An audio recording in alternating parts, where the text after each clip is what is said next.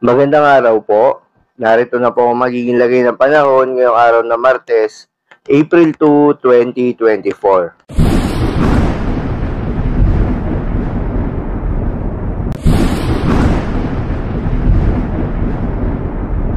Sa kasalukuyan na tayo sa pag-asa, ridge of high pressure area o halos walang kaulapan ang patuloy na nakakaapekto sa eastern section ng northern at central Luzon.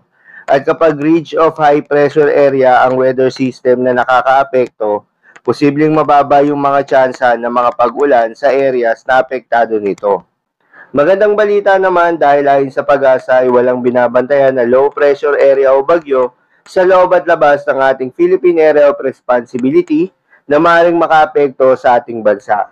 At kahapon nga ay unang araw ng Abril, ang pag-asa nga ay naglabas na ng datos ng mga posibleng bilang ng bagyo na papasok ng ating Philippine Area of Responsibility at posibleng magiging track ng mga ito ngayong buwan ng Abril.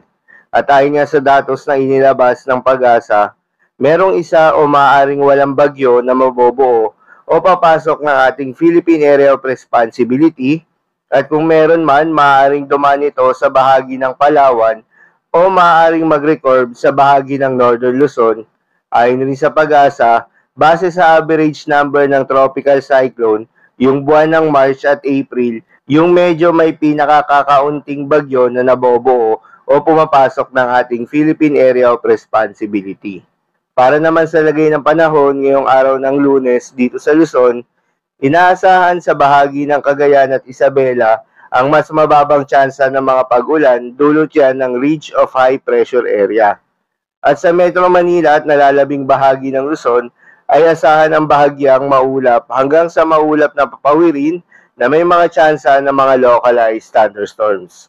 Para naman sa Visayas at Mindanao, asahan rin sa buong Kabisayan at Mindanao ang bahagyang maulap hanggang sa maulap na papawirin na may mga tsansa rin ng mga localized thunderstorms. Para naman sa lagay ng mga dagat baybayin, ayon sa pag-asa ay wala namang nakataas na gale warning sa anumang seaboards ng ating bansa.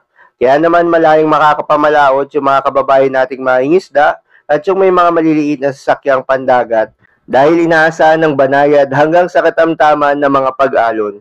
Ngunit iba yung pag-iingat pa rin dahil kung meron tayong offshore thunderstorms activity o yung mga pag-ulan sa dagat o sa dagat baybayin, ay asahan yung mga paglakas ng hangin, kaakibat nito ang mga pagtaas ng mga pag-alon.